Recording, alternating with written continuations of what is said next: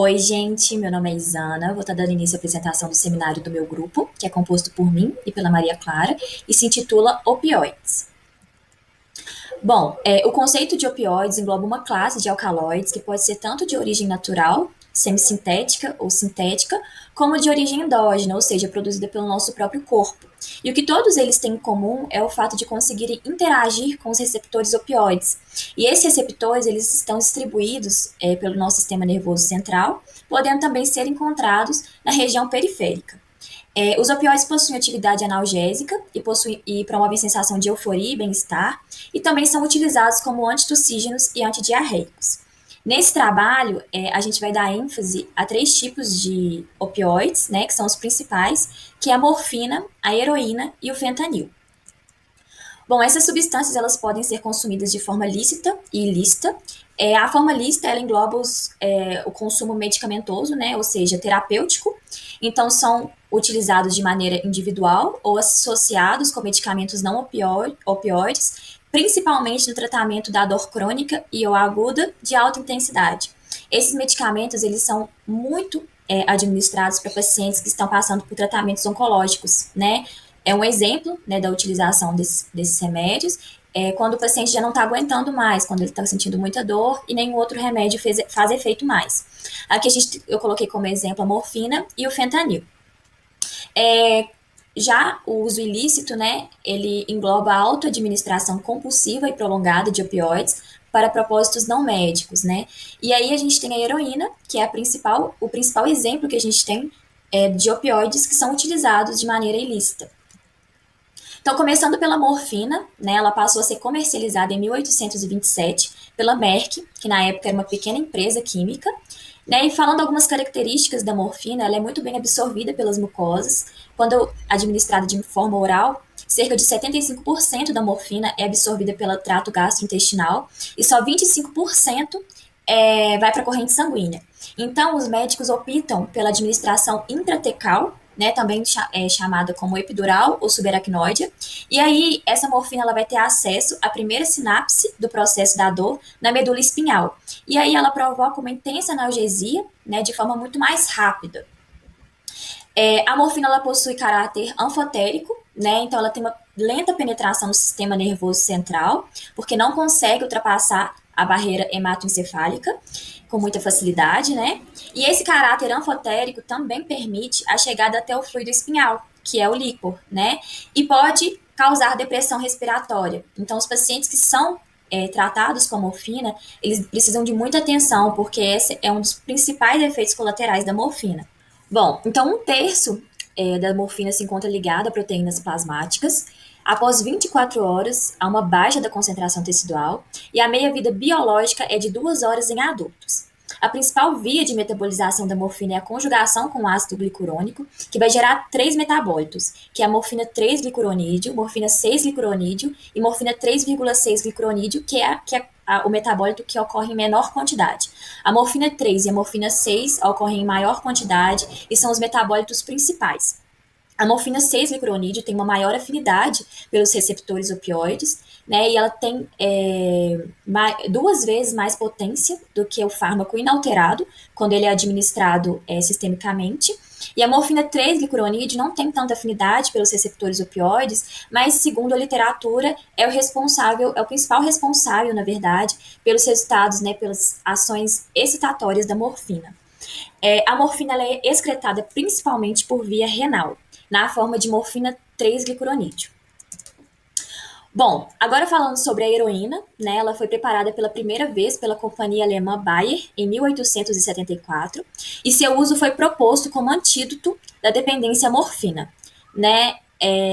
Na época, eles acreditavam que a heroína era um pouco mais fraca, né, do que a morfina e que ela seria utilizada para fazer com que as pessoas que eram viciadas em morfina conseguissem se livrar do vício, né, como um tratamento mesmo.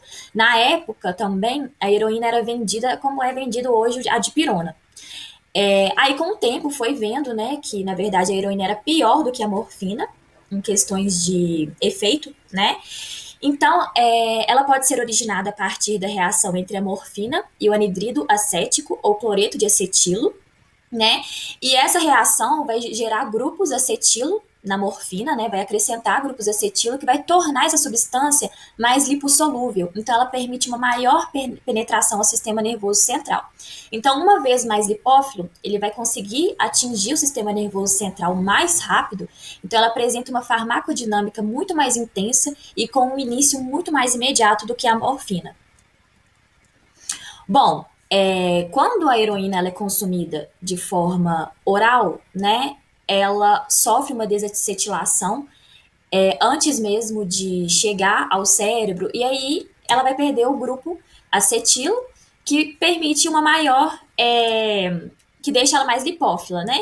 Então, nesse caso, a heroína, ela é injetada na corrente sanguínea, ela permite com que essa substância chegue ao cérebro e só sofre a desacetilação lá. E a partir dessa desacetilação vai gerar dois metabólitos, que é o 3-monoacetilmorfina e o 6-monoacetilmorfina. O 3-monoacetilmorfina é a forma inativa, né, um metabólito inativo, e a literatura fala que esse metabólito é responsável pela alta toxicidade que essa substância tem no nosso corpo, né? Já a 6-monoacetilmorfina, ela vai se transformar na morfina, né, e vai causar todos os efeitos. Só que é importante ressaltar que a heroína ela é mais intensa, a sua ação ela é muito mais intensa pela facilidade que ela tem de atravessar a barreira hematoencefálica, né? Por essa, por esse, pelo fato de ter grupos acetilo que vai mudar essa questão da lipossolubilidade. Ela é considerada, então, como um profármaco, né, que atua principalmente através dos seus metabólitos. Por quê? Porque a heroína em si, ela tem uma baixíssima afinidade pelos receptores opioides. Então, o que vai gerar seus efeitos são os metabólitos que são formados a partir da desacetilação, né? E ela também é excretada principalmente por via renal. Bom, então falando um pouquinho sobre o fentanil, ele foi criado por Paul em 1960 e foi aprovado para uso médico em 1968. É um opioide sintético utilizado como analgésico e também como anestésico. Se trata de um hipnoalgésico, ou seja, ele deprime o sistema nervoso central, né, diminuindo a dor e tudo mais, mas não causa inconsciência. Tem um efeito até 80 vezes mais potente que o causado pela morfina, por ser cerca de 500 vezes mais lipossolúvel que a morfina, portanto, possui uma rápida e extensa distribuição. É caracterizado como um agonista específico dos receptores de opioides do tipo Mi. Eu vou falar um pouquinho mais dos receptores mais à frente, mas basicamente esse receptor é o que está mais relacionado com a analgesia. Possui um tempo de distribuição de 1,7 minutos, uma redistribuição de 30 minutos e uma meia-vida biológica de 3 horas em adulto. Então, resumindo, ele possui uma rápida ação, uma curta duração e uma elevadíssima potência. Excretado principalmente também por via renal.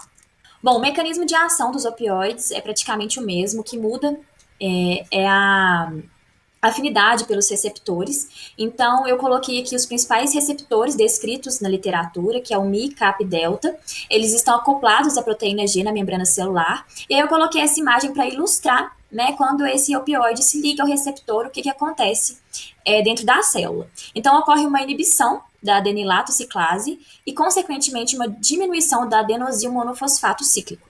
Com isso, né, ocorre uma ativação de canais de potássio, né, na fenda pós-sináptica, ocorrendo uma hiperpolarização da membrana a partir do efluxo de potássio. Na fenda pré-sináptica, eu tenho o fechamento dos canais de cálcio, que vão causar uma inibição da liberação de neurotransmissores. Então, eu bloqueio a transmissão desse sinal de dor, né, do impulso de dor, no caso. Esse é o mecanismo de ação bem basicão, assim, dos opioides.